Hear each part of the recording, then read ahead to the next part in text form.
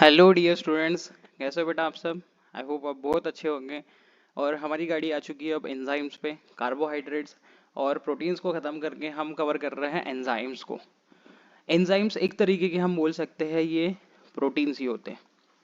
एक तरीके के प्रोटीन्स ही होते हैं, तो आप ये बोल सकते हो कि all enzymes are proteins and mostly कौन से globular protein. Globular protein. So all enzymes are proteins but all proteins are not enzyme. ये आप ध्यान रखना क्योंकि क्वेश्चन इससे रिलेटेड दिए गए हैं तो आपको बताया गया। चलिए गाड़ी को आगे बढ़ाते हैं हम। विच पैरामीटर इक्विलिब्रियम कांस्टेंट या एक्टिवेशन एनर्जी ये डिसाइड करता है आर ओ आर को। तो मेनली अगर हम देखें तो एक्टिवेशन एनर्जी ये डिसाइड करता है किसी भी रिएक्शन के रेट ऑफ रिएक्शन को। एक्टिवेशन एनर्जी मतलब क्या बेटा, minimum energy required to start the reaction. किसी भी रिएक्शन को स्टार्ट करने के लिए कम से कम एनर्जी जो लगती है उसको हम बोलते हैं activation energy. What is the influence of catalyst on activation energy. देखो अगर मैं यहाँ पे एक ग्राफ निकालूं तो इस ग्राफ में हम पढ़ेंगे एक्टिवेशन एनर्जी और कैटलिस्ट का रिलेशन। यहाँ देखा, हम इस ग्राफ में समझाते हैं आपको। विदाउट कैटलिस्ट जो एक्टिवेशन एनर्जी वो इतनी रहेगी और विद कैटलिस्ट जो एक्टिवेशन एनर्जी है वो इतनी रहेगी। मतलब एक्टिवेशन एनर्जी कम लगती है with the presence of catalyst. तो कैटलिस्ट क्या करता है, हमेशा एक्टिवेशन एनर्जी को कम कर देता है, एक्टिवेशन एनर्जी को रिड्यूस कर देता है ताकि रिएक्शन जो है वो थोड़ी सी जल्दी हो जाए। Okay, a very large number of chemical reactions हमारे बॉडी में होते रहती है और इनका पीएच कितना चाहिए 7.4 और टेम्परेचर कितना चाहिए 37 डिग्री सेल्सियस। इसको करने के लिए हमारे बॉडी में बायोलॉजिकल कैटलिस्ट प्रेजेंट है। सारी रिएक्शंस को, फिजियोलॉजिकल रिएक्शंस को करने के लिए हमारे बॉडी में बायोलॉजिकल कैटलिस्ट प्रेजेंट है जिनको हम बोलते हैं एंजाइम्स। फॉर एग्जाम्पल इंसुलिन एक एंजाइम है जो कि हमारा पैंक्रियाज सिक्रेट करता है और इसका काम क्या है, ब्लड शुगर को कंट्रोल करना। अमाइलेज एक एंजाइम है जो कि हमारा सलाइवा सिक्रेट करता है, हमारा सलाइवा सिक्रेट करेगा जब भी हम कोई भी स्टार्च इसको खाते हैं तो उसको हाइड्रोलाइज करने का काम करता है। तो एंजाइम ये अलग अलग काम करते हैं। एंजाइम की कुछ प्रॉपर्टीज देखते हैं हम। केमिकली एंजाइम एक प्रोटीन ही होते हैं और कौन से protein, globular protein. Globular proteins होते हैं enzyme. Every living cell contain, हर एक लिविंग सेल में कम से कम 1000 अलग अलग तरीके के एंजाइम्स होंगे। Most enzyme catalyses only one reaction और one group of similar reaction. ये ध्यान रखिए, ये ध्यान रखिए कि एक एंजाइम जो है वो एक ही तरीके की रिएक्शन करता है, इसलिए एंजाइम जो है वो हाईली स्पेसिफिक है। एक एंजाइम हमेशा एक ही तरीके की रिएक्शन करेगा, वो डिफरेंट रिएक्शंस नहीं कर सकता है। You have learned that a mineral acid can catalyze hydrolysis of many types of organic compound such as ester, acetals and amides। हमने पहले से ही पढ़ा है कि मिनरल एसिड कौन से HCl या फिर H2SO4 ये हमेशा हाइड्रोलिसिस को कैटलाइज करते हैं। अगर हमें हाइड्रोलिसिस करना है तो एज अ कैटलिस्ट हम इनको यूज करते हैं। लेकिन इसके अपोजिट अगर हम देखें तो एंजाइम जो है वो कैटलाइज कर देगा हाइड्रोलिसिस को किसके, अमाइड के। अमाइड के हाइड्रोलिसिस को ये अच्छे से कर लेता है, लेकिन ये ईस्टर और एसिटल्स के ऊपर काम नहीं करता है। ठीक है, मतलब आप बोल सकते हो कि बाकी जितने भी कैटलिस्ट हैं उनके अल्टरनेटिव में हम कहीं ना कहीं एंजाइम्स को यूज कर सकते हैं। एंजाइम्स ये बेटर ऑप्शंस क्यों है, इसको आप ग्रीन केमिस्ट्री में जाके पढ़ सकते हो कि हमें एंजाइम्स को एज अ कैटलिस्ट क्यों यूज करना है। चलिए एंजाइम का हम मैकेनिज्म समझते हैं कि किस तरीके से एंजाइम काम करते हैं। एंजाइम के मैकेनिज्म को हम कहते हैं लॉक एंड की मैकेनिज्म। जैसे लॉक और की काम करते हैं वैसे ही ये एंजाइम का मैकेनिज्म हमें दिखता है। Accordingly the enzymes has active site on it surface. इसका एक एक्टिव साइट रहता है सरफेस में। और सबस्ट्रेट मॉलिक्यूल, जो भी सबस्ट्रेट है मॉलिक्यूल वो इस पे अटैच होगा और सबस्ट्रेट का जो शेप है वो इसके शेप के हिसाब से होना चाहिए। ओरिएंटेशन भी प्रॉपरली होना चाहिए। जैसे अगर हमें किसी भी ताले को खोलना है तो उसकी ही चाबी चाहिए और चाबी लगनी भी कैसे चाहिए, स्पेसिफिकली उसी साइट पे लगनी चाहिए, अदरवाइज वो खुलेगा नहीं। A substrate molecule can attach to this active site. Substrate इस एक्टिव साइट पे आके अटैच होगा और उसका जो राइट साइज और शेप है तभी वो अटैच होने वाला है। Once the active site the substrate is held, जैसे एक्टिव साइट पे वो आके जुड़ गया उससे करेक्ट ओरिएंटेशन में, वो रिएक्ट करेगा। जैसे ही सबस्ट्रेट जो है, सबस्ट्रेट मतलब जिसकी रिएक्शन करवानी है, जिसकी रिएक्शन फास्ट करवानी है, वो आके ओरिएंटेशन में प्रॉपरली जुड़ जाएगा, प्रोडक्ट मिल जाएगा। प्रोडक्ट मिलने के बाद प्रोडक्ट यहाँ से लीव हो जाएगा, यहाँ से प्रोडक्ट छुमंतर हो जाएगा, देखिए ये आया और यहाँ पे जुड़ गया। जुड़ने के बाद में हमें क्या मिल गया, प्रोडक्ट। और जैसे ही प्रोडक्ट मिल गया ये अपनी साइड को लीव कर जाएगा, ठीक है।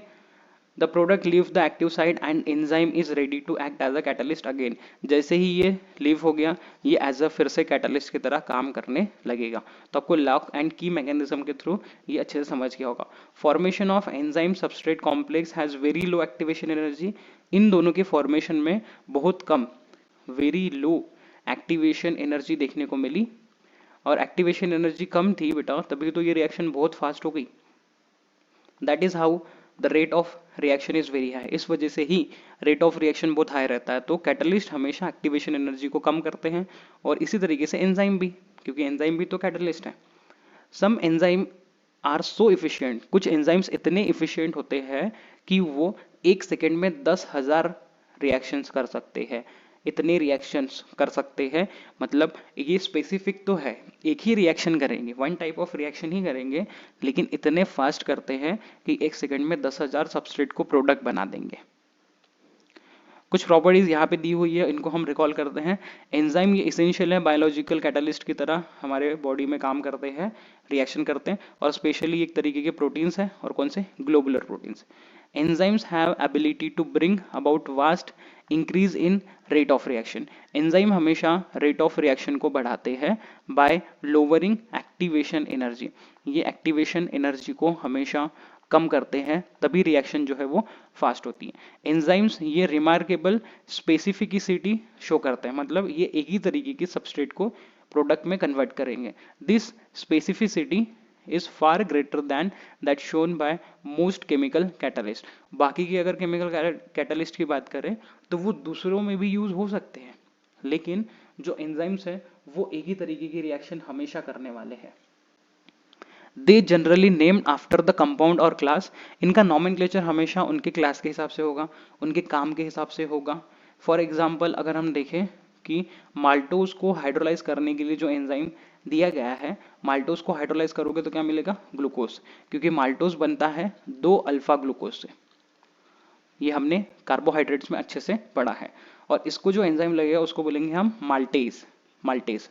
तो इनका नाम पड़ता है उसके काम के हिसाब से, जो काम इसको दिया गया है उसके हिसाब से इसको नामकरण दिया जाएगा। कुछ एंजाइम्स के नाम हैं जिनको हमें याद करना है, अच्छे से पढ़ लेते हैं एक बार मैकेनिज्म इसका फिर से। Enzymes are needed only small quantity for progress of reaction. छोटी सी क्वांटिटी चाहिए इसको, तो ये अपनी रिएक्शन को फास्टली बढ़ाते हैं।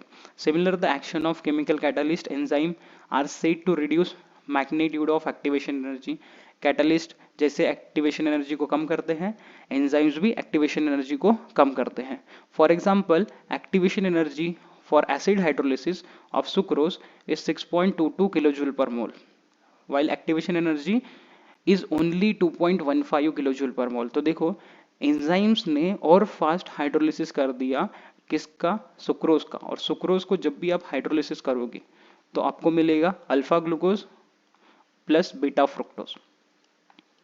और इसके लिए एंजाइम कौन यूज होता है, इन्वर्टेज। इसके लिए एंजाइम यूज होता है इन्वर्टेज, क्लियर, क्योंकि सुक्रोज का इन्वर्जन यहाँ पे देखने को मिलता है।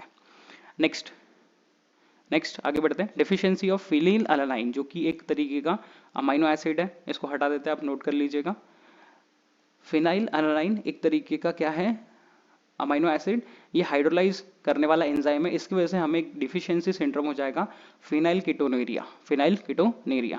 Deficiency of tyrosinase causes albinism. ये हमें अल्बिनिज्म मतलब हमारे बॉडी का कलर वगैरह इसमें चले जाने लगेगा। तो इन सबके नाम आपको ध्यान रखना अच्छे से। It is the condition that reduces melanin pigment in skin. Melanin का कमी हो जाएगा, मेलानिन ये हमें ब्राउन कलर प्रोवाइड करता है हमारे स्किन में, तो अल्बिनिज्म में ब्राउन कलर ये जाने लगेगा और हमारी जो स्किन है वो थोड़ी सी येलोइश होने लगती है। एंजाइम और उनके हमें नाम दिए गए हैं। अमाइलेज ये स्टार्च को ग्लूकोज में कन्वर्ट करता है, हाइड्रोलिसिस करता है स्टार्च का और ग्लूकोज में कन्वर्ट करता है। माल्टोज को कन्वर्ट करेगा ग्लूकोज में। तो ये टेबल अच्छे से आप स्क्रीनशॉट ले लीजिए ताकि आपको हमेशा काम में आए। लैक्टोज को ग्लूकोज एंड फ्रुक्टोज में कन्वर्ट करेगा। देन इसके बाद में पेप्सिन, पेप्सिन क्या करता है, प्रोटीन्स को अल्फा अमीनो एसिड्स में कन्वर्ट करेगा। ट्रिप्सिन प्रोटीन्स को अल्फा अमीनो एसिड्स में। न्यूक्लियस ये डीएनए आरएनए को न्यूक्लियोटाइड्स में कन्वर्ट करता है। यूरियस यूरिया को अमोनिया और कार्बन डाइऑक्साइड में कन्वर्ट करेगा। And last carbonic hydrase, carbonic anhydrase ये कार्बोनिक एसिड को CO2 और H2O में कन्वर्ट करता है। तो ये टेबल आपके लिए बहुत ज़्यादा इंपॉर्टेंट है, क्योंकि यहाँ से क्वेश्चंस बनेंगे, और बनेंगे तो आपको एंजाइम्स के नाम डायरेक्टली पूछे जाएंगे, या फिर जो रिएक्शन कर रहे हैं वो पूछे जा सकते हैं। तो इसको स्टार बना लीजिए, बहुत बहुत ज़्यादा इंपॉर्टेंट ये चार्ट आपके लिए है। नेक्स्ट यहाँ कुछ दिए गए हैं, उनको हम पढ़ते हैं। Several enzymes have been isolated from organisms, बहुत सारे ऑर्गेनिज्म से हम आइसोलेट करते हैं। जैसे कि इंसुलिन की बात करें तो इंसुलिन ह्यूमन बॉडी में बनता ज़रूर है, लेकिन जिनमें डायबिटीज़ हो जाती है उनमें इंसुलिन की कमी होती है। तो पहले हॉर्स के पैंक्रियाज से इंसुलिन को आइसोलेट किया जाता था और डायबिटिक पेशेंट को दिया जाता था। अब बायोटेक्नोलॉजी की हेल्प से, जेनेटिक इंजीनियरिंग के हेल्प से नए नए ऑर्गेनिज्म से हम बनाते हैं एंजाइम्स को। इसको वहाँ से आइसोलेट करते, प्यूरिफाइड करते, क्रिस्टलाइज करते हैं और अमीनो एसिड का सीक्वेंस उसका डिटरमाइन करते हैं। इंडस्ट्रियल प्रोसेस में स्पेसिफिक रिएक्शन ये एंजाइम्स करते हैं, ठीक है। किसके हेल्प से एंजाइम्स करते हैं? एक्सट्रैक्टेड फ्रॉम ऑर्गेनिज्म, जो ऑर्गेनिज्म से निकाले गए हैं। तो नए नए एंजाइम्स हम जेनेटिक इंजीनियरिंग में और बनाते जा रहे हैं। इंडस्ट्रियल प्रोसेस में कुछ ऐसे एंजाइम्स हैं जिनका नाम दिया है, उनको आपको याद करना है। ग्लूकोज का कन्वर्जन किसमें? फ्रुक्टोज में। ग्लूकोज को कन्वर्ट करना है किसमें? फ्रुक्टोज में, जो कि फ्रुक्टोज ये सबसे ज़्यादा स्वीट शुगर रहता है। उसके लिए एंजाइम यूज़ करेंगे isomerase. Isomerase manufacture of new antibiotic using penicillin G. तो पेनिसिलिन जी से हम नए नए एंटीबायोटिक्स बनाएंगे विद द हेल्प ऑफ असाइलेज, असाइलेज नाम के एंजाइम से। मैन्युफैक्चर ऑफ लॉन्ड्री डिटर्जेंट ये होगा प्रोटीज। प्रोटीज जो कि प्रेजेंट रहता है कहाँ पे? जिंजर में। जिंजर में जो दूध को खराब करने का काम करता है। Manufacture of Easter used in cosmetics using genetically modified enzymes.